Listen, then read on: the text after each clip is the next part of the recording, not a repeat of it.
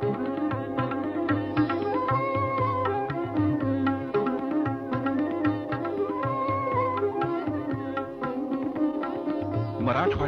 बीड या नगरात आई महोत्सव या नावाच्या सांस्कृतिक पर्वास नव्यानेच प्रारंभ झाला. या महोत्सवात प्राचार्य शिवाजीराव भोसले यांची 20 व्याख्यानं झाली. प्रत्येक व्याख्यानाला सुमारे 20-25 हजार श्रोते जमत. हे सगळं नवलपूर्ण होतं.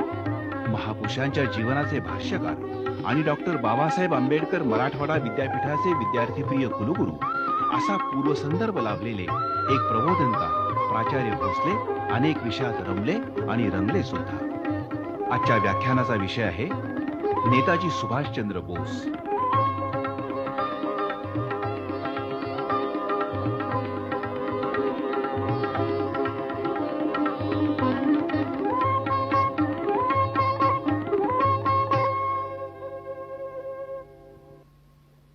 या देशाच्या सांस्कृतिक इतिहासामध्ये बंगाल या प्रांताचा फार मोठा वाटा आहे. विवेकानंद हे बंगालमधले, टागोर हे बंगालमधले, श्री अरविंद हे बंगालमधले. त्या आणखी एका त्याच वंगभूमीच्या सुपुत्राची कथा राहून गेली आहे, ती आता यावेळी सांगण्यामध्ये औचित्य आहे. सुभाषचंद्रांची जन्मशताब्दी सर्वत्र साजरी करावी असं शासनाला वाटलं आणि आता त्यांना तेवढी मान्यता आणि प्रतिष्ठा मिळाली. त्यांच्या आयुष्यामध्ये त्यांच्या भोवती एक संदेहाचं वलय निर्माण करण्यात आलं होतं, परंतु त्यांच्या पश्चात त्यांचं स्मरण करावं इतपत ते मोठे आहेत ही समज या देशाला उशिरा का होईना आली, ही आनंदाची गोष्ट आहे. अर्थात हे सुद्धा बंगाली व्यक्तिमत्व होतं. स्वभावामध्ये काही विलक्षण गुणधर्म होते. लहानपणापासून परमार्थाचाही थोडासा वेध लागला होता आणि वयाच्या 15व्या वर्षी गुरुच्या शोधार्थ ते हिमालयापर्यंत गेले होते.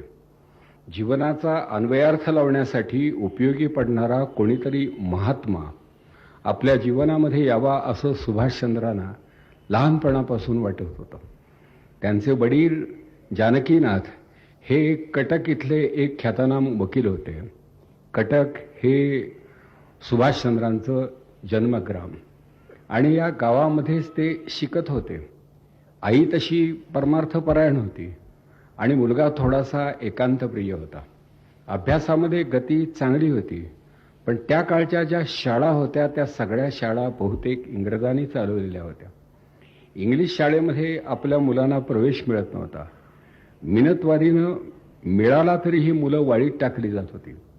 मधल्या सुटीमध्ये इंग्लिश अधिकाऱ्यांची मुलं मुक्तपणे खेळत होती आणि भारतामधली मुलं अवघडलेल्या अंगानं कुठंतरी कोपऱ्यात उभी राहत होती. म्हणजे एका दडपणाखाली शिकणारे सुद्धा शिकत होते आणि या वातावरणामध्येच हा मुलगा सुद्धा शेवटी अध्यापनाच्या वाटेनं जात होता. सवंगडी जमा करून मधल्या सुट्टीमध्ये तो त्यांना शिकवत होता की या तऱ्हेनं वागून चालणार नाही. आपण फणा वर केला पाहिजे, प्रसंगी फुतकार केला पाहिजे आणि अगदी अटाळ परिस्थिती निर्माण झाली तर दंश सुद्धा केला पाहिजे.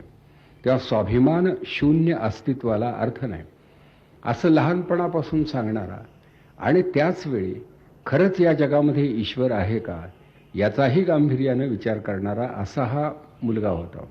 तर हा शिकत असतानाच आईवडिलांच्या मनात त्याच्याविषयी कौतुक होतं, पण घरामध्ये भावंड बरीच होती आणि त्यामुळं मोठ्या भावंडांच्या शिक्षणासाठी आईला अधूनमधून कलकत्त्याला जाऊन राहावं लागत होतं आणि हा मुलगा कटक इथेच असायचा. त्या कधीकधी त्याच्या वाट्याला एक प्रकारचा एकांतवास यायचा.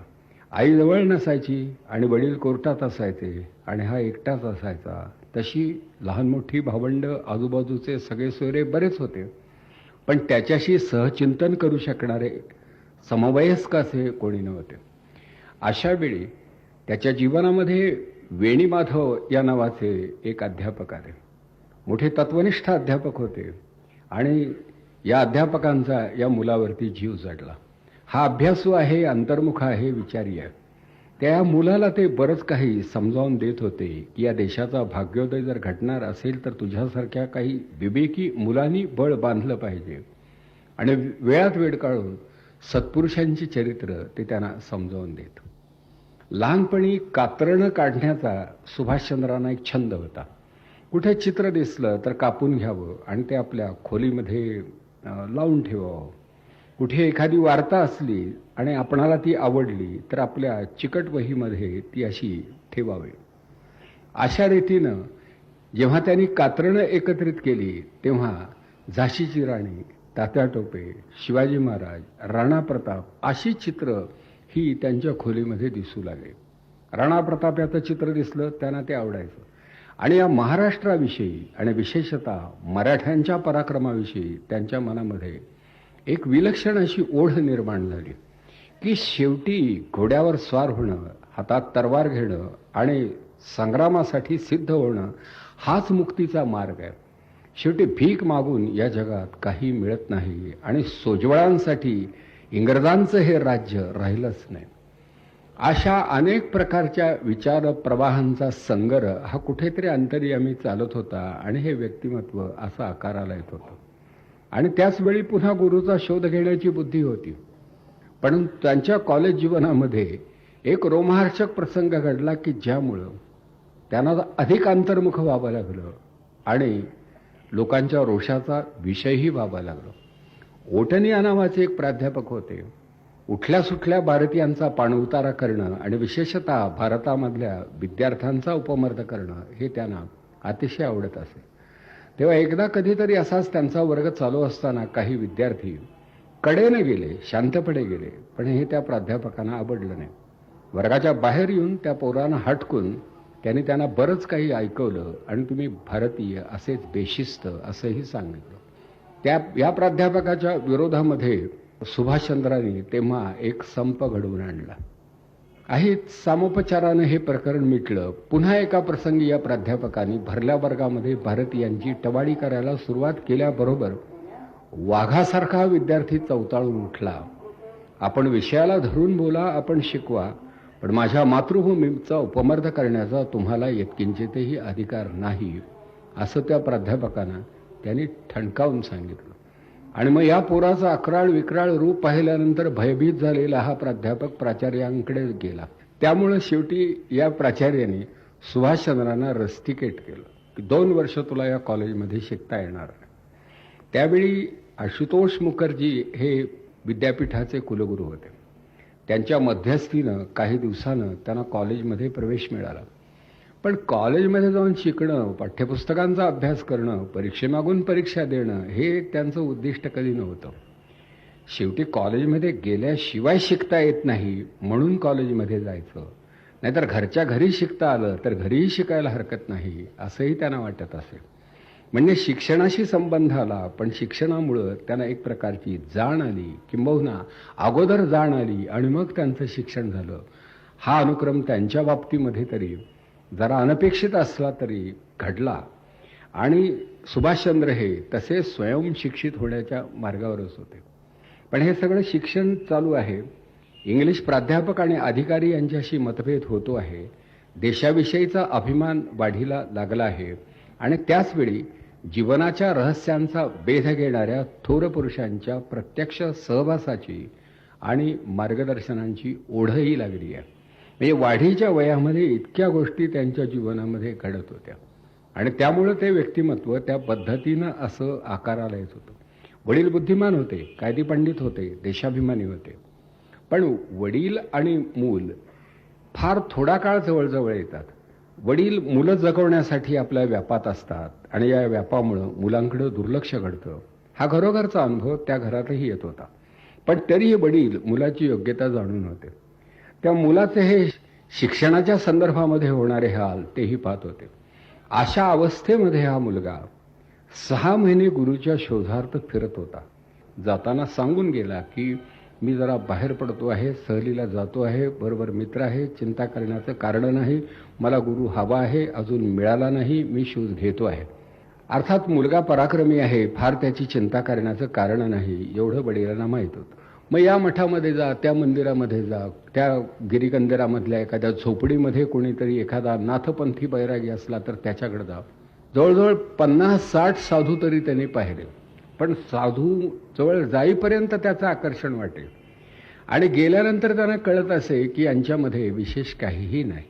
वाचन नाही, चिंतन नाही, समज नाही. फक्त डोक्यावरचे आणि दाढीचे केस वाढलेले आहेत आणि लोक यांना नमस्कार करतात, एवढंच यांचं भांडवल आहे. या पलीकडं समज या नावाची शक्ती यांच्या जीवनात कुठेही प्रकट झाली नाही. म्हणजे जवळजवळ हजारातले 999 साधू हे असेच असतात. त्यामुळं या साधूंच्या जवळ जाऊन काही विशेष प्राप्ती होईल असं त्यांना वाटेना. त्यांनी 13व्या-14व्या वर्षीच विवेकानंदांच्या अभ्यासाला प्रारंभ केला होता आणि विवेकानंद हे त्यांच्या जीवनामध्ये आले होते. कलकत्ता शहरामध्ये विवेकानंद समूह नावाचा एक विद्यार्थ्यांचा संघ होता आणि त्याचं संचलन करण्याचं काम पहिले सरसंघचालक डॉक्टर हेडगेवार हे त्यांच्या विद्यार्थी दशेत करत होते. तेव्हा तिथं एक केंद्र स्थापन झालं होतं आणि अनेक युवक जमाई होत होते. तिथे जे तत्वचिंतन चालायचं, विचार मंथन घडायचं, त्यामध्ये सुभाषचंद्र सहभागी व्हायचे. या सर्व लोकांचा काही तत्वावर विश्वास होता. एक तर त्यांना देशाविषयी भक्तिभाव होता, हिंदुत्वाचं त्यांना आकर्षण होतं आणि चारित्र्य आणि विरक्ती ही जीवनमूल्य त्यांनी स्वीकारली होती आणि निष्कांचन दशेमध्ये देशासाठी आयुष्य काढण्याची प्रतिज्ञा त्या वयात त्या मुलांनी केली होती. ज्या वयामध्ये महाराष्ट्रामधल्या मावळ्यांच्या मुखातून छत्रपतींनी स्वराज्याची प्रतिज्ञा वदवली, त्याच वयामध्ये संघटितरित्या या युवकांच्या मुखातून ही प्रतिज्ञा वदवण्याचं काम डॉक्टर हेडगेवारांनी कलकत्त्यामध्ये केलं होतं. म्हणजे माणसं लहानपणापासून एखादा ध्यास घेतात, एकदम ती मोठी होतात असं नाही. मुलाची पावलं पाळण्यात दिसतात असं म्हणतात. अर्थात पाळणे नसल्यामुळं आणि पावलं झाकल्यामुळं त्या वयात ती दिसली नाहीत असं मानलं तरी अंगणामध्ये मुलं धावत असताना तरी त्यांची पावलं दिसायला हवीत.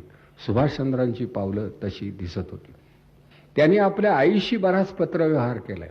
आई कलकत्त्याला गेली की कटकवरून आपल्या आईला ते पत्र लिहित आणि आपलं मनोगत व्यक्त करीत असत. या पत्रलेखनाला प्रवृत्त करणारे वेणी माधव या नावाचे त्यांचे अध्यापक हेच खरं त्यांचे गुरु होते. ते सुभाषचंद्रांना म्हणत की रोज संध्याकाळी फिरायला जावं, निसर्गाचं दर्शन घ्यावं, नदीच्या तीरावर थांबावं, कधी डोंगर कपारीमध्ये जावं आणि हे ईश्वरानं निर्माण केलेलं अपार वैभव आहे ते मनापासून निहाळावं. कधी नुसतं आकाशाकडे बघत राहावं. रात्रीच्या काळोखामध्ये तारकांचा जर नुसता वेध घेण्याचा प्रयत्न केला तरी एक मानसिक आनंद होतो. म्हणून आकाश दर्शनाचं सुद्धा सुभाषचंद्रांना लहानपणी वेट लागलं होतं. कारण त्यांचे गुरुजी सांगायचे, खरं इतके चांगले सर किंवा बाई भेटायला हव्यात.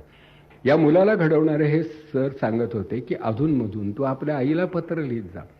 आणि सुभाषचंद्र आईला जेव्हा पत्र लिहायचे त्या पत्राचं वाचन त्याचे वडील बंधू वगैरे करीत असत आणि ते म्हणत असत की हा सुभाष हा योगीच आहे, हा योगभ्रष्ट आहे. त्याच्या पूर्वसंचितामुळं आणि आपल्या भाग्यामुळं तो आपल्या कुटुंबामध्ये जन्माला आला. काय याचं लेखन आहे, काय याचे विचार आहेत. आणि आज आई तुझी मला अतिशय आठवण झाली आणि अमुक एक गोष्ट पाहत असताना असं वाटलं की आई असती तर आपण तिच्याशी बोललो असतो. तर हा माणूस जन्मभर आपल्या आईशी मनानं बोलत होता. तो सारखा आईशी बोलत असे, आईला पत्र लिहित असे, आईला कौतुक वाटत असे आणि काळजी वाटत असे की ह्याच्या मनामध्ये विरक्तीचे विचार येतात. कदाचित घर दार सोडून हा सुभाष परागंदा झाला तर काय करायचं ही चिंता आईला वाटत होतीच. एवढ्यात त्याच्या एका पत्रात त्यांनी कळवलं की आता समग्र विवेकानंद वाचून होईपर्यंत मी लगेच दूर कुठे जाणार नाही, तू काळजी करू नकोस, मी विवेकानंदांच्या अभ्यासामध्ये रमलो आहे. आईला बरं वाटलं आणि कलकत्त्याच्या मठात जाऊन तिनं आणखी विवेकानंदांचे ग्रंथ, रामकृष्णांचं चरित्र असं काही साहित्य मिळवलं आणि ते मुलाकडे धाडलं की तुला वाचण्यासाठी काही चांगली पुस्तकं मी पाठवते. त्यामुळे आणखी पुस्तकं मिळाली, आणखी वाचन करू लागले. तेव्हा सुभाषचंद्रांचं शिक्षण हे या मुक्त पद्धतीनंच झालेलं आहे की वाचन चिंतन चालूच आहे, मध्येच कुठेतरी सहलीला जातो आहे, गुरुचा शोध घेतो आहे, परत येतो आहे, प्राध्यापकाशी भांडतो आहे, हुज्जत घालतो आहे, आमच्या देशाचा उपमर्द केला म्हणून रस्टिकेट होतो आहे, पुन्हा कुलगुरूमध्ये पडत आहेत, त्याला कॉलेजमध्ये प्रवेश दिला जातो आहे, पुढे शिक्षणाचा प्रयोग चालू आहे. तर वडिलांच्या मनात असा विचार आला आहे. बऱ्याच सांपत्तिकदृष्ट्या सुस्थित असणाऱ्या बंगाली कुटुंबामधल्या प्रगत विचाराच्या, प्रगल्भ बुद्धीच्या पालकांच्या मनामध्ये हा विचार येत असे की मुलांना परदेशी पाठवावं, काय इथे यांना शिक्षण मिळणार. म्हणून सुभाषचंद्रांना ICS करण्याच्या तयारीनं इंग्लंडला पाठवण्यात आलं आणि वडिलांनी त्यांना सांगितलं की तू किमान एवढी परीक्षा तरी दिली पाहिजे. सुभाषचंद्र इंग्रजांची नोकरी करणार नव्हते. म्हणजे तिकडच्या सगळ्यात मोठ्या पदव्या मिळवणारे फार मोठे लोक इंग्रजांची नोकरी न करण्याचा निश्चय करून तिकडे गेले होते. अगोदरच हा निश्चय होता. पुन्हा ते मोहात पडले असं होणंच शक्य नव्हतं. पण वडिलांच्या समाधानासाठी त्यांनी ती परीक्षा द्यायची ठरवली, परंतु नोकरी न करण्याच्या निश्चयानं. आणि ती देत असतानाच पुन्हा केम्ब्रिज विद्यापीठामध्ये सायकॉलॉजी, फिलॉसॉफी या विषयांचा त्यांनी अभ्यास केला. म्हणजे पदवीधर तर ते इकडे झालेच, पण ICS देखील झाले. म्हणजे सुभाषचंद्रांच्या बुद्धीची झेप किती मोठी असेल. ते भारतामध्ये असताना फिलॉसॉफी हा त्यांचा मुख्य विषय होता आणि परदेशामध्ये गेल्यानंतर फिलॉसॉफी आणि सायकॉलॉजी हा त्यांचा ग्रुप होता. म्हणजे तत्वज्ञान आणि मानसशास्त्र हे त्यांच्या आवडीचे विषय होते. आता तत्वज्ञानाचा अभ्यास करीत असताना तो पुस्तकी अभ्यास नव्हता, तर शेवटी जीवनाचा अर्थ तरी काय. म्हणजे माणसानं जगायचं कशासाठी, कशाच्या ओढीनं. जगलंच पाहिजे का, तर जगलंच पाहिजे, कारण जगण्याला जीवन हे नाव दिलेलं आहे.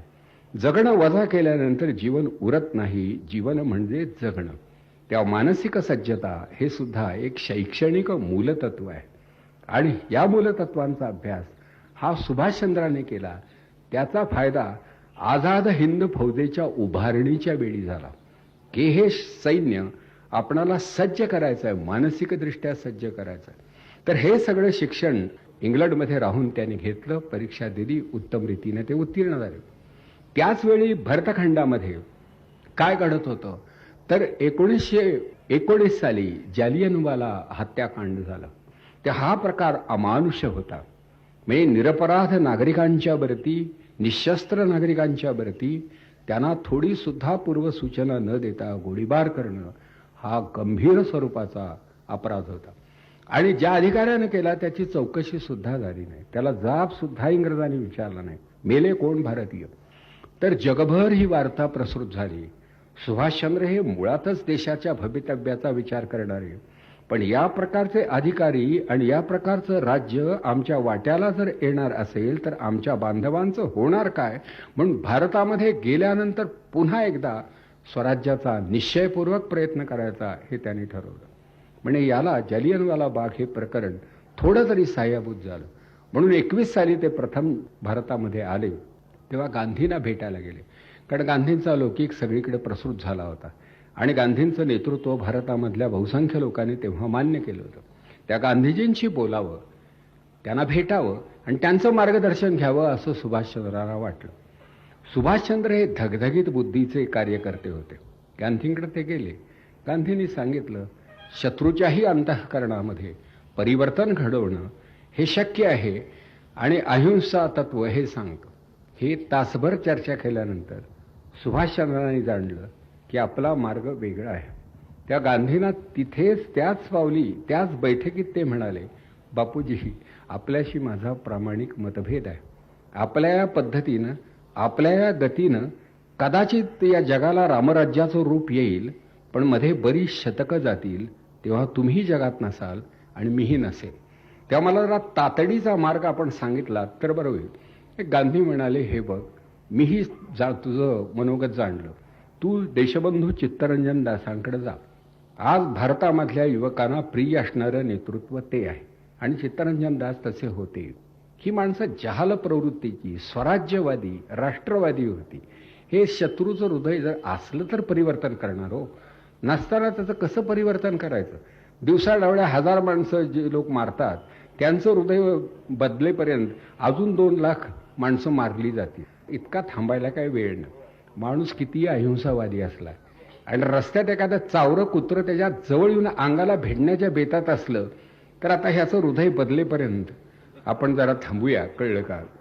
अरे पण नंतर 14 इंजेक्शन्स घ्यावी लागतील ना. लात घालायची असेल तर आत्ताच घातली पाहिजे. उगीच थांबून विचार करून काय उपयोग आहे. तोच निर्णय योग्य असतो की असं उगीच आपलं थांबण्यात काय अर्थ नाही. दिसला दगड तर घाल पेकतात, नाही जर असलं पायात बळ तर लात, आणि नसेल तर पळत तरी जा. पण पळण्यामध्ये कुत्रं कधी आपलं हार जात नाही. म्हणून जगामधल्या थोर पुरुषांची चरित्र अलिप्त बुद्धीनं अभ्यासावी आपण सगळंच त्यांचं घ्यावं असं नाही. कारण आपल्याला काही स्वत्व असतं, अस्मिता असते, आपली काही विचारशक्ती असते. असं काय आपल्या मनाचं रिकामं भांडं घेऊन कुठल्या तरी महापुरुषाच्या जीवनाचा नळ त्यात सोडायचा आणि मग ते भांडं भरायचं, असा प्रकार कुठेही नसतो. तेव्हा ज्यांच्या जीवनकथेमुळं इतिहासाला अर्थ प्राप्त होतो, अशा थोर पुरुषांची चरित्र अभ्यासकाच्या अलिप्ततेनं आणि भक्ताच्या उत्कटतेनं अभ्यासावी, ही माझी मूलभूत भूमिका. सुभाषचंद्रांच्या वरती सुद्धा आम्ही तशी भक्तीच केली आहे. तेव्हा ते चित्तरंजन दासांकडे गेले. बॅरिस्टर चित्तरंजन दास हे युवकांचे नेते होते. अत्यंत प्रभावी वक्तृत्व आणि प्रखर बुद्धिमत्ता लाभलेला आणि त्याचवेळी वाटेल तो त्याग करण्याची तयारी असणारा, मातृभूमीवर अपार प्रेम करणारा हा माणूस होता की या देशासाठी आम्ही जगणार.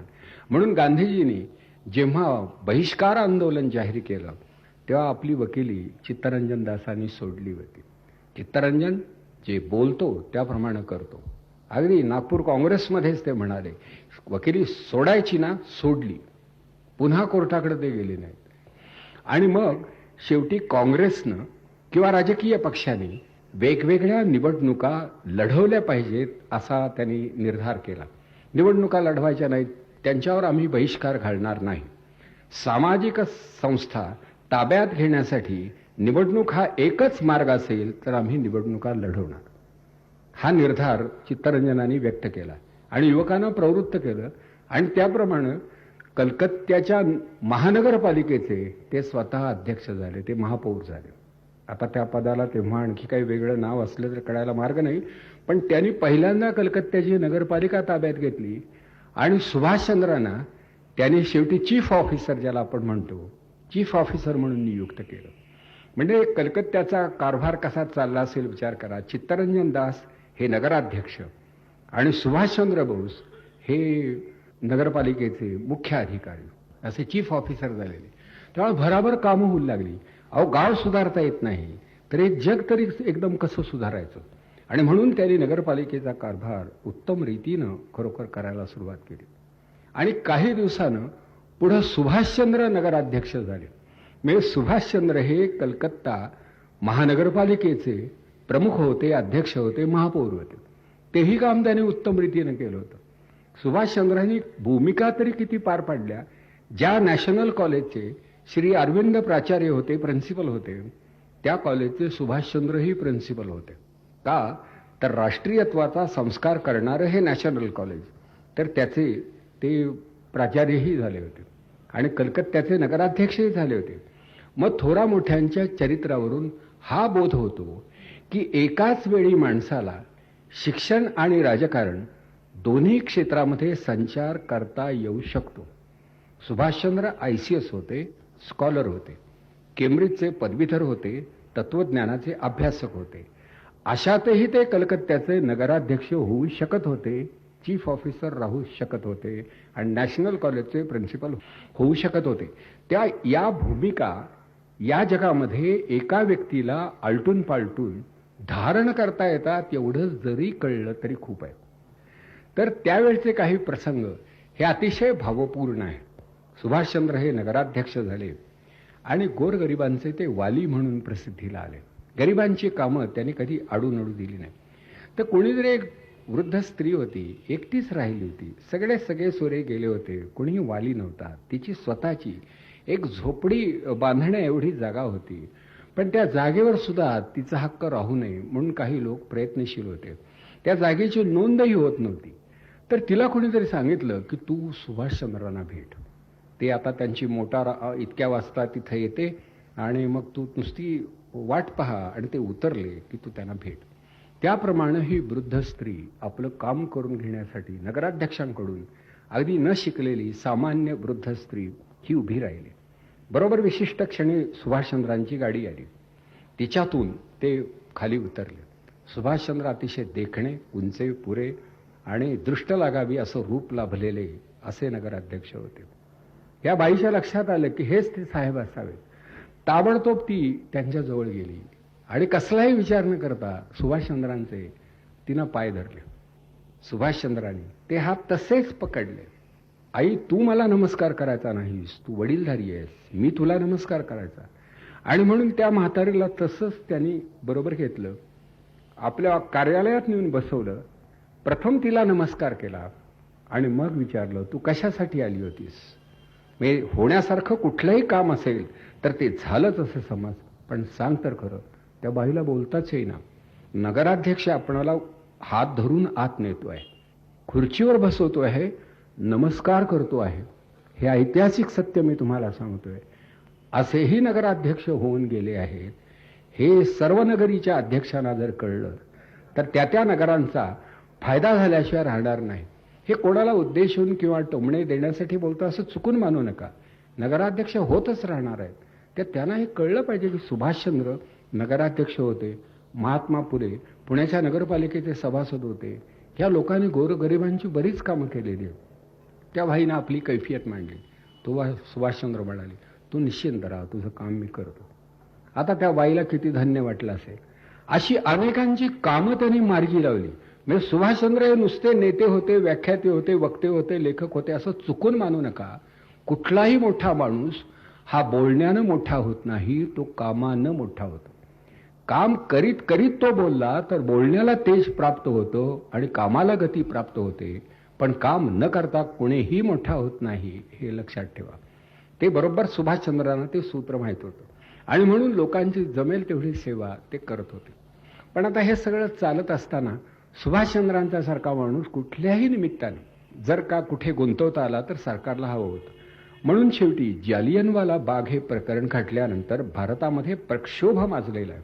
तो जरा कमी करावा, शांत करावा म्हणून प्रिन्स ऑफ वेल्स यांना भारतामध्ये धाडायचं असं इंग्लंडमधल्या लोकांनी ठरवलं. इंग्लिश राजपुत्र आल्यानंतर लोकांना जरा आनंद होईल, पेढे वाटतील, साखर वाटतील, कारण आपले लोक तेवढे खुळे होते. का? पंचमचार्याचा वाढदिवस आहे, साजरा केला पाहिजे. गावोगावचे राव बहादूर ते करत होते. पण सुभाषचंद्रांनी आणि डॉक्टर हेडगेवारांनी आपल्या आयुष्यामध्ये या निमित्तानं वाटलेली मिठाई कधीही स्वीकारली नाही. कधीही नाही.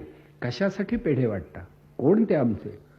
तर सुभाषचंद्र हे अत्यंत वृत्तीनं स्वाभिमानी होते. त्यामुळे ते असल्या याच्यात कधी सहभागी होत. त्या प्रिन्स ऑफ वेल्स येणार तर गांधीजींनी लोकांना आदेश दिला की त्या माणसाचं स्वागत करण्याचं काही कारण नाही, तो तुमचा सोयरा नाही. अगोदर एवढा हत्याकांड झाल्याबद्दल दिलगिरी व्यक्त करून त्याचं परिमार्जन करण्याच्या ऐवजी पुन्हा या देशाला भेट देण्याचं काय कारण आहे? म्हणून जागोजाग युवक सभा स्थापन झाल्या आणि शेवटी आपण याला विरोध करायचं असं ठरवलं. सरकारला तेवढी सबबपुरी होती म्हणून सुभाषचंद्रांना अटक करण्यात आली. कुठेही युवकांचं आंदोलन उभं राहील असं दिसलं की काहीतरी निमित्त शोधायचं आणि सुभाषचंद्रांना अटक करायचं असंही ठरलेलं होतं. मग हा काळा कायदा म्हणून रौलट ऍक्ट हा एक सरकारनं मंजूर करून घेतला होता, इंग्रज सरकारनं. त्यात असं ज्याला अटक करावी असं सरकारला वाटेल त्याची विना स्पष्टीकरण त्याला अटक केली जात असे. काय नाही, त्याच्यावर खटला भरायचा नाही, कुठलेही कलम ठेवायचं नाही, अटकच करायचं. ह्या निष्ठुर पद्धतीनं हे जर लोक वागणार असतील तर उद्या आणखी याहून वेगळा कायदा येईल आणि भर चौकात फारशी विचारपूस न करता लोकांना फाशी दिलं जाईल. तेव्हा हा काळा कायदा आहे. कोणालाही एकदम अटक करणं आणि कसलीही मीमांसा न करता शेवटच्या टोकाला जाणं, याला विरोध करण्यासाठी काही आंदोलनं झाली. त्यातही सुभाषचंद्र होते. म्हणजे क्रमाक्रमाने या देशात एक आंदोलन उभं राहत होतं. त्याचं नेतृत्व सुभाषचंद्र करत होते. तेव्हा सरकारला असं वाटलं की ह्या माणसाला इथून उचलावं आणि लोकमान्यांना ज्या मंडालेला ठेवलं होतं तिथे नेऊन ठेवावं. त्याप्रमाणे सुभाषचंद्रांना शेवटी एका खटला चालण्यापूर्वीच मंडालेला नेऊन ठेवलं. मंडालेची हवा अत्यंत सर्द, अत्यंत जीवघेणी हवा, तिथं त्यांना ठेवलं. आणि मंडालेला ते असतानाच इकडे देशबंधू चित्तरंजन दासांचं देहावसान घडलं. तेव्हा आपले गुरु गेले ही एक कल्पना आणि मंडाल्याची हवा ही तर वस्तुस्थिती, या दोहोचा परिणाम त्यांच्या प्रकृतीवर एवढा झाला की त्यांना क्षयाची बाधा झाली असावी, प्लुरसी झाली असावी, काहीतरी भयंकर आजार झाला असावा असा लोकांचा तर्क झाला. तुरुंगाचे अधिकारी एकमेकात बोलत होते, बाहेर ही वार्ता पसरू देत नव्हते, पण सत्य लोकांच्या लक्षात आलं. त्या लोकांनी सुद्धा सरकारवर दडपण आणलं आणि कदाचित सुभाषबाबूंचा तुरुंगामध्येच अंत होईल इतकी त्यांची प्रकृती खालावली. पण त्याला खरं कारण मानसिक आघात हेच होतं. चित्तरंजन दासांचं निधन ही गोष्ट त्यांना सहन झाली नाही. पण जेव्हा ते गेले तेव्हा मात्र सुरुवातीला म्हणाले, या मंडाल्यामध्ये लोकमान्य टिळक राहिले होते, या मंडालीला लाला लजपतराय राहिले होते. म्हणजे माझ्या देशातल्या महापुरुषांच्या वास्तव्यानं पुनीत झालेल्या या पवित्र भूमीत देशभक्तीचे पुढचे पाठ अभ्यासण्यासाठी मी आलो आहे, हे सुरुवातीला ते म्हणाले. पण चित्तरंजन गेले हे कळल्यानंतर एकदम मानसिकदृष्ट्या ते कोसळले आणि त्यांना एक आजार जडला. तेव्हा शेवटी सरकारने त्यांना सांगितलं की तुम्हाला आम्ही सोडतो, पण राजकारणात भाग घेणार नसाल आणि भारतात राहणार नसाल तर. त्यावर सुभाषचंद्रांनी सांगितलं की तुम्ही लादलेल्या अटी मला मान्य नाहीत. पण तरीसुद्धा सरकारने शेवटी त्यांना सोडलं. आणि सुभाषचंद्रांनाही असं तेव्हापासून वाटत होतं की आपण खरंच परदेशात जावं आणि परदेशामधल्या विविध शक्तींशी आपण संपर्क साधावा. आणि शेवटी आजाराचं निमित्त होतं आणि परदेशी औषधोपचारही तेव्हा चांगला होत असेल. म्हणून सुभाषचंद्र शेवटी पहिल्यांदा युरोपमध्ये गेले आणि त्यांच्या तिथल्या 3 वर्षाच्या काळात 3 वर्ष ते राहिले होते. हिटलरचा त्यांचा परिचय झाला, मुसोलिनीशी परिचय झाला, डी व्हॅलेराशी परिचय झाला. म्हणजे ह्या लोकांची ते चर्चा करत होते आणि त्यावेळी त्यांना म्हणत होते की माझ्या देशाच्या स्वातंत्र्यासाठी एखादा लढा जर आम्ही उभा केला तर आपलं काही सामर्थ्य निदान उसनवारीनं अल्पकाळासाठी तुम्ही आम्हाला द्याल का, ही चर्चा त्या लोकांची ते करत होते. तेव्हा आयर्लंडचा देशभक्त डी व्हॅलेरा त्यांना म्हणाला होता की सुभाषचंद्र तुम्ही केव्हाही हाक मारा, जेवढा आमच्या कुवतीत आहेत तेवढं तुमच्यासाठी करू. म्हणजे सुभाषचंद्र एकदम 42च्या सुमारास पळाले, 40 साली गेले, अमुक वार्ता वगैरे ह्या ज्या आहेत ना, त्याच्या अगोदरच त्यांनी जर्मनी, फ्रान्स, रशिया इथल्या नेतृत्वाशी संवाद साधला होता. आणि पुन्हा ते काही दिवसानं परत आले होते आणि काही सभा घेऊन शेवटी काँग्रेसमध्ये काही एक विचार निर्माण करता येतो का असा विचार ते करत होते. काँग्रेस या पक्षाला फार मोठा इतिहास आहे. बऱ्याच चांगल्या माणसांनी सुरुवातीच्या काळामध्ये त्याग करून हा पक्ष वाढवला, ही वस्तुस्थिती आहे. त्या पक्षात चित्तरंजन दासही होते आणि सुभाषचंद्रही होते. पण त्या पक्षामध्ये जहाल आणि मवाळ असे 2 संप्रदाय पुढे निर्माण झाले. काही न करणाऱ्यांचा एक संप्रदाय होता आणि बरंच काही करू इच्छिणाऱ्यांचा संप्रदाय होता आणि सर्वांची मतं सारखी नव्हती. म्हणून सुभाषचंद्र हे थोडे जहालवादी होते, युवकांना प्रिय होते. तेव्हा काँग्रेसच्या एका अधिवेशनामध्ये हे हरिपुरा काँग्रेस आणि पुढं होऊ घातलेलं त्रिपुरी काँग्रेस, तर त्याच्या अध्यक्षपदासाठी निवडणूक लढवली गेली आणि सुभाषचंद्र हे बहुमतानं काँग्रेसचे अध्यक्ष म्हणून निवडले गेले. ते अत्यंत लोकप्रिय झाले होते आणि त्या वयामध्ये हा युवकांचा नेता काँग्रेसचा अध्यक्ष झाला तर काँग्रेसला धोका आहे असं काँग्रेसमधल्या लोकांना वाटू लागलं. पुढे त्यांनी धोके निर्माण केले असतील, पण त्यावेळी त्यांना सुभाषचंद्रांचा धोका वाटत होता आणि म्हणून सुभाषचंद्रांना काही टाळता येईल का हा विचार सुद्धा ते करत होते. तर त्यावेळी आपण इंग्रज सरकारला एक मुदत घालून द्यावी की एवढ्या काळात तुम्ही सत्तासूत्र आमच्या हाती दिलीत तर उत्तम, नाहीतर आम्ही तुमच्या विरोधात जाहीरपणे लढा देऊ, ही मुदत द्या, असं त्यांचं म्हणणं होतं. काही लोकांचं म्हणणं कशाला मुदत कशाला द्यायची, त्यांच्या तरी हातात काय आहे, सबुरीनं घ्यावं, जमेल तेव्हा ते देतीलच की, ते तरी स्वातंत्र्य कोणाला देणार, आपल्यालाच देणार, म्हणून तुम्ही रेघ सोडा असं सांगणारा एक विचार होता. आणि चित्तरंजन किंवा अन्य मंडळी आरंभापासूनच जहाल होती आणि सुभाषचंद्र त्यांच्या तालमीत तयार झाले होते. आणि मग सौम्य प्रकृतीच्या तसं सात्विक प्रकृतीच्या काही लोकांना ही त्वरा नको होती की जरा थांबायला पाहिजे असं त्यांचं मत. आणि म्हणून पहिलं अधिवेशन झालं, पण पुढच्या वर्षीच्या अधिवेशनासाठी सुद्धा अध्यक्ष म्हणून निवडणूक लढवायची वेळ आली आणि त्यावेळी मौलाना आझाद, डॉक्टर पट्टाभी सीतारामय्या आणि सुभाषचंद्र असे 3 उमेदवार उभे करण्यात आले. त्यापैकी मौलानांनी पट्टाभींसाठी माघार घेतली आणि 2च उमेदवार रिंगणात आले. त्यात महात्मा गांधींनी उघडपणे पट्टाभींना पाठिंबा दिला आणि हा माझा उमेदवार असं सांगितलं. गांधी हे सुद्धा अधूनमधून थोडे बाजूला सरकत असत आणि सुभाषचंद्रांचं नेतृत्व हे त्यांना मान्य नव्हतं. म्हणजे शेवटी त्यांनी सुद्धा थोडी हिकमतच केली असं बरेच लोक सांगतात आणि ते सत्य असण्याची दाट शक्यता आहे की सुभाषचंद्र निवडून येऊ नये त्यासाठी पट्टाभी सीतारामय्यांना पाठिंबा द्या असं आवाहन त्यांनी केलं. आणि अनेक लोक हे सुभाषचंद्रांच्या विरोधात शेवटी तयारी करू लागले. त्याही स्थितीमध्ये सुभाषचंद्र निवडून आले आणि पट्टाभी सीतारामय्या पराभूत झाले. पण नेतृत्व करण्याची समर्थता हा जर नेतृत्वाचा निकष असेल तर ज्याच्या अंगी ते सामर्थ्य आहे त्याला ते नेतृत्व दिलं पाहिजे. म्हणून बऱ्याच लोकांनी सुभाषचंद्रांना निवडून दिलं. आणि महात्माजी खरं सदैव समचित्त असणारे स्थितप्रज्ञ पण थोडे ढळले आणि म्हणाले की पट्टाभींचा पराभव हा मी माझा पराभव मानतो, असं गांधी म्हणाले. आता गंमत अशी की सुभाषचंद्रांना काँग्रेसमधून काढायला गांधीच अंशतः कारणीभूत झाले आणि स्वतः गांधीही काँग्रेसच्या बाहेर पडले आणि ते अधिवेशन घेतलं गेलं. आणि मग सुभाषचंद्रांच्या मार्गात खूप अडथळे निर्माण करण्यात आले. हे अधिवेशन होऊ द्यायचं नाही. आणि त्यावेळी दुर्दैव असं की त्या अधिवेशन काळामध्ये अगोदर सुभाषचंद्रांना टायफॉइड सारखा ताप झाला, तापच उतरेना. जेव्हा ते अधिवेशन चालू होतं तेव्हा 103-4 एवढा ताप त्यांच्या अंगात होता. जरा अधिवेशन लांबणीवर टाका अशी विनंती केली, लोक म्हणाले लांबणीवर टाकता येणार नाही. वर्किंग कमिटी त्यांची जी होती त्यांनी राजीनामा दिला. मी हे एकटे पडावे, आरंभापासून पहिल्या दिवसापासून या माणसाला काम करू द्यायचं नाही असं ठरवलं होतं. आणि तरी सुद्धा अतिशय शांतपणे त्या प्रसंगी सुभाषचंद्र हे वागत होते.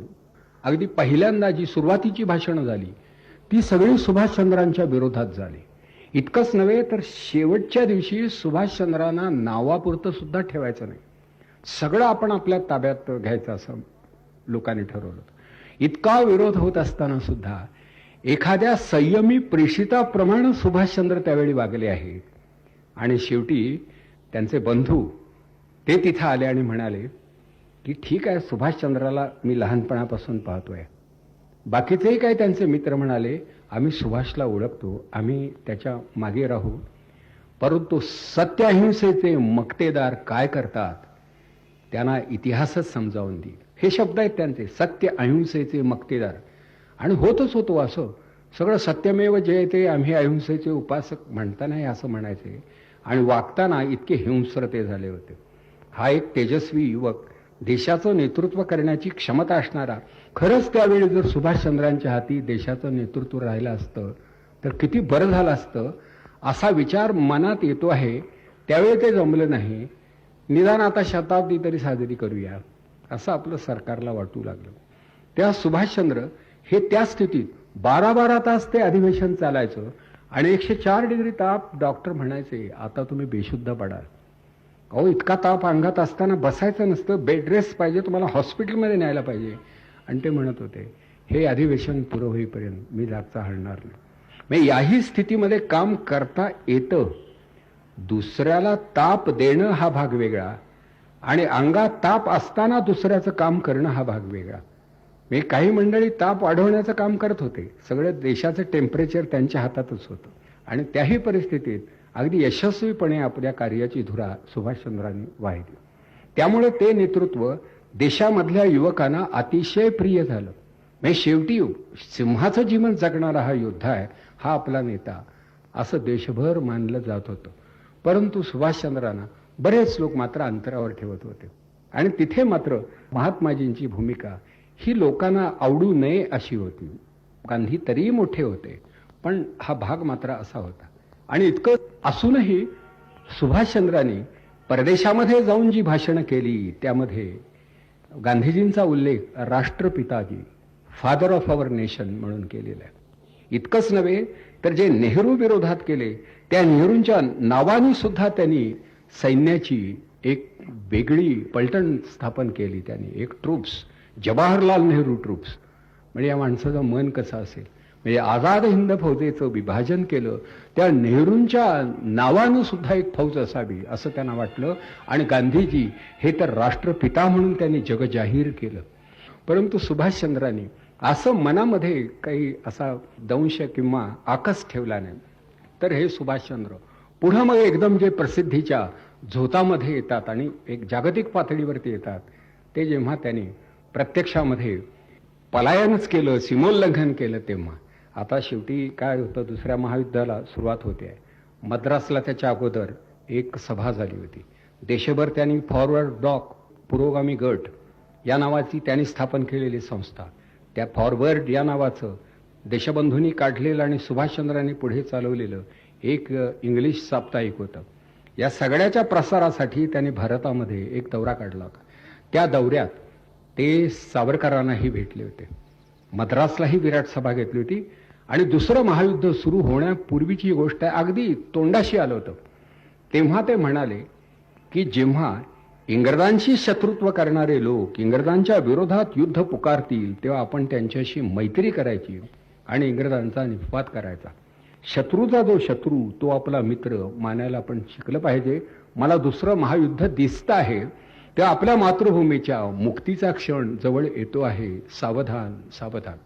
तेव्हा हे त्यांनी सांगितलं आणि लगेच दुसऱ्या महायुद्धाला सुरुवाती झाली.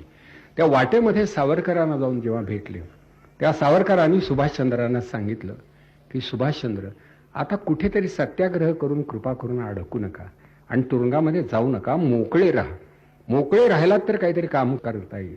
भूमिगत राहा पाहिजे असल्यास, पण मोकळे राहा, कारण तुमच्या हाती सूत्र राहिली पाहिजे.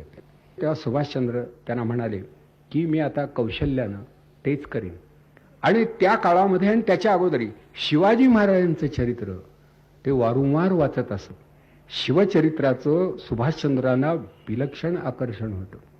सांगितलं ना की मराठ्यांची युद्धनीती आणि शिवाजी महाराजांचं नेतृत्व या दोन गोष्टी त्यांनी शिरोधार्य मानला. नेता असावा तर शिवाजी महाराजांच्यासारखा आणि युद्धपद्धती असावी ती मराठ्यांसारखी, हे त्यांचं मत होतं. म्हणून शेवटी या देशातून त्यांनी सीमोल्लंघन जेव्हा केलं तेव्हा अगदी याच पद्धतीनं ते केलं. त्या परत सुभाषचंद्र हा दौरा पुरा करून गेले. पुन्हा त्यांना अटक करण्यात आली. काहीतरी शेवटी दिसत होतं सरकारला आपलं मरण. तेव्हा आता सुभाषचंद्र आणखी इतके प्रकटपणे जर का दौरे काढू लागले, भाषण करू लागले आणि लोकजीवन घडवू लागले तर बरं नाही. आणि म्हणून मग सुभाषचंद्रांच्या भोवती एक कड तयार करण्यात आलं. मग आता यातून बाहेर कसं पडायचं म्हणून पुन्हा त्यांनी आजाराचा बहाणा छत्रपतींप्रमाणे केला. आणि इतकंच नव्हे तर आपण आता ध्यानाचा अभ्यास करतो आहोत. राजयोगाचं पुस्तक तिथं ठेवलेलं आहे, बंकिमचंद्रांचा आनंद मठ आहे, पातंजल योगाचं पुस्तक आहे. जरा तुरुंगातल्या अधिकाऱ्यांना दिसत आहे आणि असे डोळे मिटून बसायचे. त्या इंग्रज सरकारला इतकं बरं वाटलं की आता सुभाषचंद्र डोळे मिटून घेत आहेत. दिव्यदृष्टीची माणसं डोळे मिटून घेतात तेव्हा मिटल्या डोळ्यांना सुद्धा बरंच काही दिसत असतं. तेव्हा भारताचा भविष्यकाळ ते पाहत होते आणि ध्यानाचा अभ्यास मी करतोय असं भासवत होते. त्यामुळे एकदम सरकारचं धोरणही बदललं की प्रकृती खालावली आहे, ध्यानाचा अभ्यास करायचा आहे, उपरती प्राप्त झाली आहे, असू द्या. मग त्यांना आता कलकत्त्यातल्या आपल्या भावाच्या घरी राहू द्या, कशाला तुरुंगात ठेवायचं, कुठे जाणार आहेत, अशक्तता आलेली आहे आणि सारखे सकाळ दुपार ध्यान करतात. सुभाषचंद्र हे आता योगी होणार आहेत, नाहीतर लहानपणी ते गुरुच्या शोधार्थ गेलेच होते. म्हणून मोठ्या आशेनं जरा पहारा शिथिल झाला. मग त्या काळातच त्यांनी दाढी बिडी वाढवली, कारण पठाणाच्या पेहरावात बाहेर पडायचं ठरलं होतं. कपडे बिपडे शिवून घेतले. काही असे परप्रांतातले मित्र होते त्यांना सूचना देऊन ठेवल्या. दाढी वाढली, गांभीर्य वाढलं, खाणं कमी झालं. अशी अगदी त्यांनी स्वतःमध्ये रूपांतरच, देशांतर करण्यापूर्वी वेशांतर आवश्यक हे त्यांना कळत होतं. तोही त्यांचा अभ्यास. त्यानंतर पठाणाचा अगदी विशिष्ट प्रकारचा तो असा पगडी वजा फेटा असतो, तो फेटा कसा बांधायचा त्याचाही अभ्यास केला. हे अभ्यास याचाही करण्यात ते प्रवीण होते, नुसते पुस्तकी स्कॉलर नव्हते. सुभाषचंद्रांनी ही पूर्वतयारी केलेली. आणि मग पुढे एके दिवशी त्यांनी ते ठरवलं होतं की एका साधारण कलकत्त्यापासून 40-50 मैलाच्या अंतरावरती असणाऱ्या अगदी अप्रसिद्ध अशा किरकोळ स्टेशनवरती गाडी गाठायची आणि पेशावरला जायचं. आणि पुढं मग शेवटी का पूर्वी हिटलरशी बोलणं झालंय, मुसोलिनीशी झालंय, डी बॅलेराशी झालंय, रशियन नेत्याशी झालंय, क्रांतिकारकांशी झालंय. हीच ती वेळ. युद्ध जुंपलाय आणि इंग्रज आता युद्धात उतरलेले आहेत. बहुतेक त्यांचा पाडा होणार आहे. तेव्हा आपण पुन्हा जपानशी संपर्क साधू. म्हणजे जगामधली सगळी राष्ट्र संघटित करून त्याचं सामर्थ्य पाठीशी घेऊन आपला देश बंधमुक्त करायचा हा त्यांचा विचार होता. आणि म्हणून मग ते एका स्टेशनवर गेले. त्याबरोबर एक मित्र होता. त्याच्याबरोबर एक गाडी गाठून ते प्रथम पेशावरला गेले. आणि मग पेशावरवरून त्यांनी एक साधारण हे इस्तंबूल आहे, हे समरकंद आहे, हे काबूल आहे माहिती करून घेतली. प्रथम रशियाला जायचं आणि मग जर्मनीला जायचं असा त्यांचा तो अनुक्रम ठरला होता. आता हा प्रवास काय वाटतो इतका सोपा आहे का? मग कुठेतरी मध्ये पासपोर्टचा प्रश्न निघायचा की एका साधारण राष्ट्राची हद्द संपली तर त्यावेळी मी मुका आहे असा आभास ते करीत असत, खुणेनं बोलत असत. त्यामुळं लोकांना वाटायचं या मुक्याला काय पासपोर्ट विचारायचा, काय बोलतच नाही, तर शेवटी काय तुझं नाव काय, काय खणाखुणाच नुसत्या. ते कंटाळायचे लोक, जाऊ द्या याला पासपोर्ट, जर बोलतच नाही, हा मुकाच आहे त्याला पासपोर्ट. आणि असं करीत करीत हा प्रवास त्यांनी केला. आणि जर्मनीमध्ये जेव्हा ते आले तेव्हा हिटलरच्या काही अधिकाऱ्यांनी सांगितलं की महायुद्धामध्ये इंग्रजांच्या बाजूनं लढणारे आणि शेवटी आम्ही ज्यांना पराभूत करून कैद केलं आहे आणि जे सध्या आमच्या ताब्यात आहेत असे काही युद्धकैदी भारतीय आहेत. सुभाषचंद्र म्हणाले मला ताबडतोब त्यांना भेटायचं आहे, तुम्ही परवानगी देता का, मी त्यांच्याशी बोलतो. आणि त्या युद्धकैद्यांपुढे त्यांनी भाषण केलं. सैनिकांना अतिशय आनंद झाला. आणि म्हणून हे जेवढे म्हणून युरोपमध्ये युद्धकैदी होते ते सगळे त्यांनी एका छत्राखाली आणले. त्या शासनाला सांगितलं की तुम्ही पकडलेले काही लोक असतील तुमच्या हद्दीतून आलेले सगळे तुम्ही एकत्रित येऊ द्या. आणि त्यांनी आझाद हिंद फौजेची जी स्थापना केली ती खरं तिकडे युरोपमध्ये जर्मनीत केलेली आहे. पुढे सिंगापूर मलाया भागामध्ये आझाद हिंद सरकारची स्थापना झाली. पण आझाद हिंद फौज त्यानंतर ते राष्ट्रध्वज जय हिंद हा मंत्र हा सगळा प्रथम तिथे झालेला आहे. आणि अगदी वंदे मातरमचा अभिमान बाळगणारी ती माणसं आहेत. मग रोज या सैनिकांची सुभाषचंद्र बौद्धिक घेऊ लागले. जगभर ही वार्ता प्रसृत झाली. त्यांची बर्लिन आकाशवाणीवरून भाषणं होऊ लागली. मी सुभाषचंद्र भारताच्या मुक्तीसाठी भारताच्या बाहेर पडलो आहे आणि आता मी इथे बर्लिनमधून बोलतोय. हळूहळू काही लोकांना हे कळलं, सगळीकडे बातमी झाली. मी सुद्धा ही भाषण ऐकली आहेत. पण सुभाषचंद्र बोलतायत, सुभाषचंद्र बोलतायत, आवाज सुभाषचंद्रांचा आहे. अहो मन भरत होतं, आत्मा भरत होता, सगळं शरीर, रोम, रंध्र, अणू, रेणू, रक्तवाहिन्या सगळ्या अशा झंकारत होत्या. हा सुभाषचंद्रांचा आवाज, हा सुभाषचंद्रांचा आवाज. दरम्यान जगभर त्यांची भाषणं ऐकली जात होती आणि सुभाषचंद्र पुढे काय करीत असतील किंवा करतील याविषयी तर्कही केले जात होते.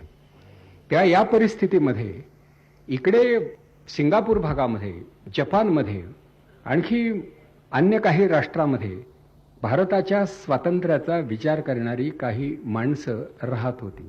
रासबिहारी घोष या नावाचे भारतातून हद्दपार झालेले एक राष्ट्रनिष्ठ जपानमध्ये राहून स्वातंत्र्याचा विचार करत होते. त्यांच्या स्वतःच्या काही योजना होत्या. म्हणून पूर्व आशियामधल्या भारतीयांची त्यांनी एक परिषद आयोजित केली होती. आणि ही परिषद चालू असताना सुभाषचंद्रांचं वर्तमान सगळ्यांपर्यंत पोहोचलं होतं. जर्मनीमध्ये सुभाषचंद्रांची एक आघाडी उघडली गेली आहे.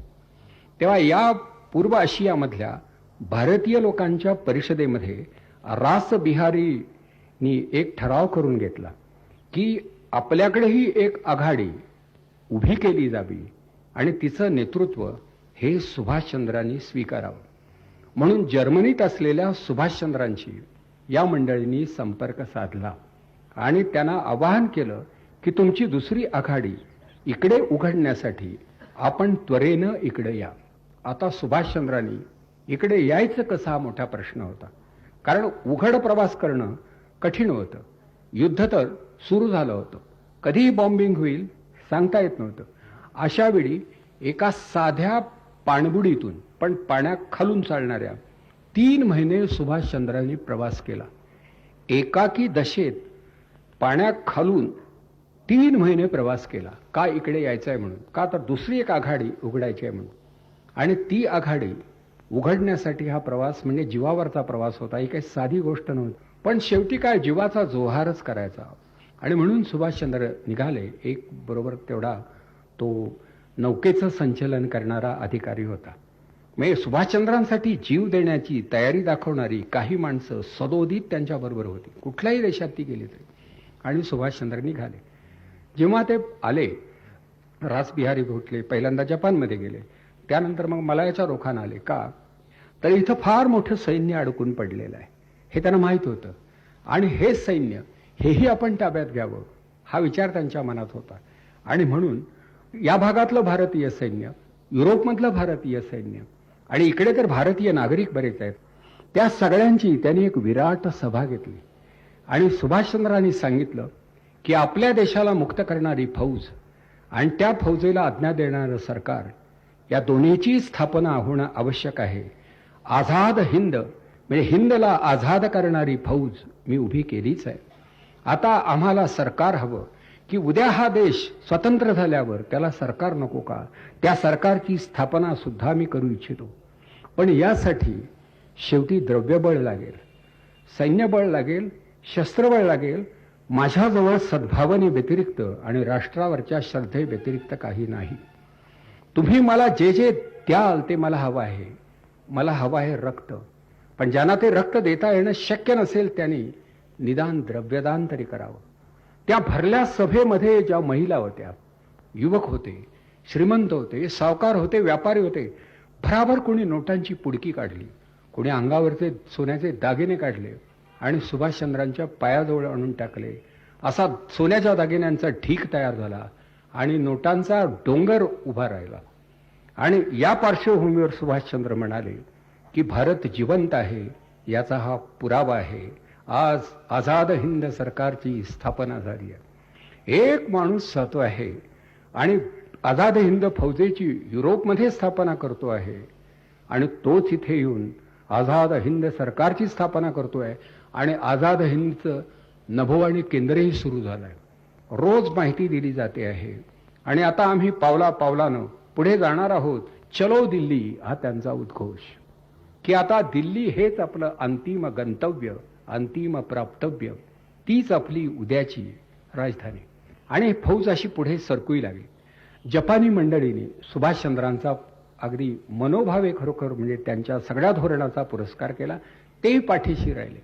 ज्यांना ज्यांना इंग्रजांचा रागच होता ती सारी मंडळी सुभाषचंद्रांच्या पाठीशी होती. म्हणजे दोनच आघाड्या होत्या की इंग्रज आणि त्यांची मित्र राष्ट्र ही एक बाजू, जर्मन आणि इंग्रजांचे सारे विरोधक आणि अन्य लोक ही दुसरी बाजू. तर या दुसऱ्या बाजूचे सगळे लोक बहुतेक सुभाषचंद्रांच्या पाठीशी राहणार असा खरं समय आला होता. आणि सुभाषचंद्रांची भाषणं होत होती. पण अशा वेळी केलेल्या एका भाषणात ते म्हणाले होते की माझ्याजवळ खरं शस्त्रबळ नाही, पण मी छत्रपती या नावाचा, शिवाजी महाराज की जय या नावाचा मंत्र मी तुम्हाला देतोय.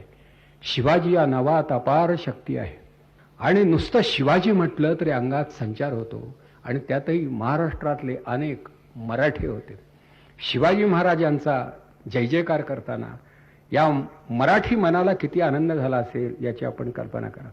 सुभाषचंद्रांनी खरोखर शुद्ध सोन्याची किंमत सांभाळावी तसं छत्रपतींचं चारित्र्य, व्यक्तिमत्व आणि शुद्धत्व यांचं रक्षण तिथे केलं आणि एका मंत्रामध्ये त्याचं रूपांतर करून मग जशी सवड मिळेल तसं शिवचरित्रातले काही प्रसंग आपल्या सैनिकांना ते समजावून देऊ लागले आणि स्वतः ते सैनिकांच्या बरोबर राहत. त्यातला एक प्रसंग सेनापती बापटाने सांगितलं की सगळं जवळचं अन्न संपलं, येणारी मदत येईना, कुठेतरी दलदलीमध्ये आणि त्यातून पुन्हा पाऊस पडायला लागला, सैन्य उपाशी होतं. अशावेळी अक्षरशः वनस्पती आणखी काही झाडपाला यावरती ते सैन्य काही दिवस जगलं.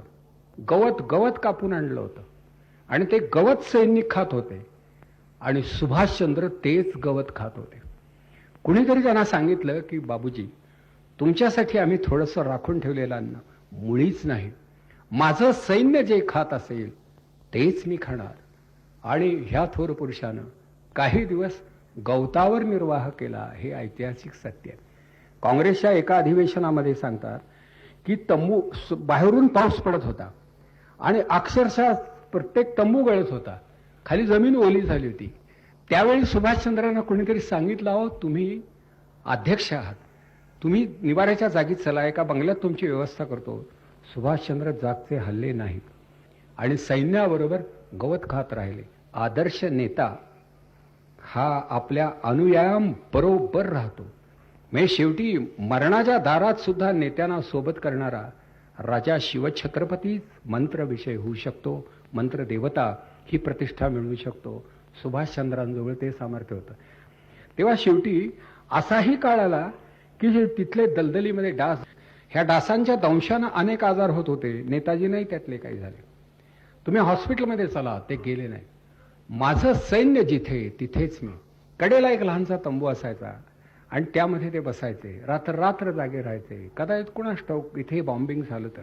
म्हणजे अशाही स्थितीमध्ये देशाचं स्वातंत्र्य मनामध्ये घेऊन हा माणूस उभा होता. कुठेही धीर असा खचला नव्हता. या मध्यंतरीच्या काळामध्येच त्यांचं लग्नही होऊन गेलं होतं. त्या लग्नालाही काही उंची होती. म्हणजे नेताजींनीही प्रेम केलं, तसं खूप उशिरा केलं असं म्हणता येईल, परंतु ते विचारपूर्वक केलं. त्यालाही काही बैठक होती. तेव्हा या प्रतिकूल परिस्थितीमध्ये शेवटचा लढा अंदमान निकोबार ही बेटं जपाननी या आझाद हिंद सरकारकडे सुपूर्त केली. भारताच्या हद्दीमध्ये या सैन्यानं प्रवेश केला. काही भाग आझाद हिंद सरकारच्या आधिपत्याखाली आला. या सरकारचा कारभार सुद्धा सुरू झाला आणि आणखी थोडं पुढे गेल्यास कदाचित भारत सरकार आणि आझाद हिंद सरकार हे एकच सरकार असेल. एवढ्या तयारीनिशी हे आगेकूच चालू होतं. तसं बळ अपुरं होतं. पण इंग्रज मनातून अत्यंत भ्यालेले होते आणि गांधींना उद्देशून केलेल्या भाषणात सुभाषचंद्रांनी त्यांना आवाहन केलं की बापूजी, आम्ही त्या रोखाने येतो आहोत. आपले फक्त आशीर्वाद हवेत. आणि आपल्या देशबांधवांना ते सांगत होते की अरे, आम्ही तर तुमच्याकडे येतो आहोत.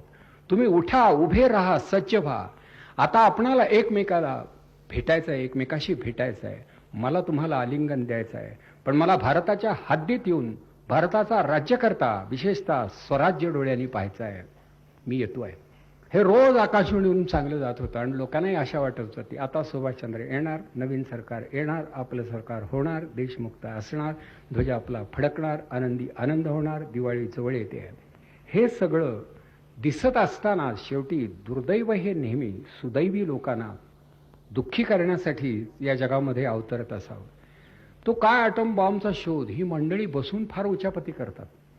तो ॲटम बॉम्ब त्यांनी शोधून काढला होता. जपानी माणसं तशी हार जाणारी नव्हती. गेल्या 2500 वर्षात जपानचा पराभव झाला नव्हता. तर जपानमधली मोक्याची 2 शहरं त्याच्यावरती आकस्मिकपणे ॲटम बॉम्ब टाकण्यात आला आणि 2 नगरं एकदम बेचिराग झाली. हजारो लोक क्षणात मेले आणि जगभर वार्ता पसरली. जपानजवळ प्रतिकार करण्याची शक्ती नव्हती. दुसरं एवढं प्रभावी शस्त्र नव्हतं. त्यामुळे जपाननं शरणागती पत्करली, माघारच घेतली की शक्य नाही, आता तुम्ही आणखी 2 बॉम्ब्स टाकले तर जपानच नष्ट होईल. मग आता काय करायचं. आणि हे इंग्रजांची करामत होती आणि अर्थात ते मान्य केलं पाहिजे की एवढं बुद्धिचातुर्य त्यांच्याजवळ होतं. त्या इथे बेचिराग झाल्यावर जपानची माघार संपलं. त्या युद्धाचं पारडंच एकदम फिरलं.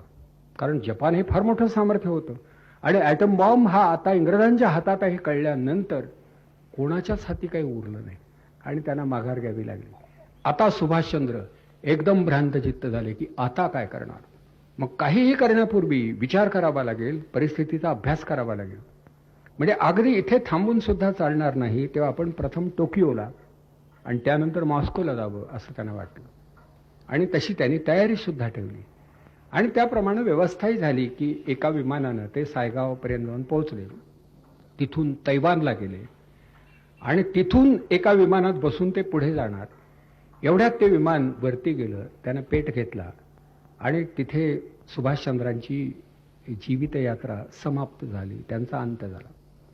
तोही पुढे वादाचा विषय होता. काही लोक म्हणाले नाही, तो त्यांनी बहाणा केला असेल. वाटावा अशी परिस्थिती होती. खुद्द गांधीच म्हणाले सुभाषचंद्र अजून हयात आहे, माझा असा विश्वास आहे. पण तो अपघात झाला होता. कारण आता एवढा ॲटम बॉम्ब तयार झाला. इतिहासाला सुद्धा असं वाटलं की शेवटी इतकीच चांगली माणसं या जगात असणं बरं नाही. वाईटांची संख्या विचारात घेता इतकी चांगली माणसं या जगात इतक्या लवकर तरी जन्माला येऊन आणि जगून उपयोग नाही. म्हणूनही असेल, पण तिथे त्यांचा शेवट झाला. मग एक मोठा प्रकल्प, मोठा संकल्प देशाच्या स्वातंत्र्याचा, राष्ट्राच्या स्वराज्याचा, हा संकल्प घेऊन जगणारा, विद्यार्थी दशेपासून आपल्या उरात तो वाकवणारा, परदेशात जाऊन विविध शास्त्रांचे सिद्धांत अभ्यासून मायदेशी आल्यानंतर चित्तरंजन दासांच्या बरोबर या सिद्धांतांच्या प्रकाशात समाजकारण आणि राजकारण करणारा आणि हाती आलेल्या शत्रूंच्या ताब्यात असलेल्या युद्धकैद्यांना संघटित करून परदेशामधल्या नागरिकांना आवाहन करून बरोबर धनसंपदा, उदंड धनसंपदा जोडून स्वतःचं सरकार, स्वतःची फौज या ऐश्वर्यानिशी रथारूढ झालेला आणि आता राष्ट्रमुक्तीच्या दिशेनं निघालेला हा देशदूत, हा देवदूत, हा भारतीयांचा, युवकांचा आणि युवा शक्तीचा हा मार्गदर्शक आणि नेता, हा अंतर्धान पावला. हे जीवन तेजस्वी आहे, ही गोष्ट निर्विवाद आहे. आपणाला जर अधिक काही वाचता येत नसेल तर भारत सरकारनं प्रसिद्ध केलेला सुभाषचंद्रांच्या भाषणाचा एक संग्रह आहे, सिलेक्टेड स्पीचेस, आपण जरूर वाचा. उत्तम इंग्लिश म्हणजे काय, निसंदिग्ध विचार म्हणजे काय आणि राष्ट्रनिष्ठा म्हणजे काय हे समजावून घेण्यासाठी त्याचा उपयोग आहे. सुभाषचंद्रांचं इंग्लिश अतिशय चांगलं होतं, वक्तृत्व अमोघ होतं आणि व्यक्तिमत्व दृष्ट लागण्यासारखं होतं. त्यामुळेच कदाचित या नेतृत्वाला दृष्ट लागली असावी.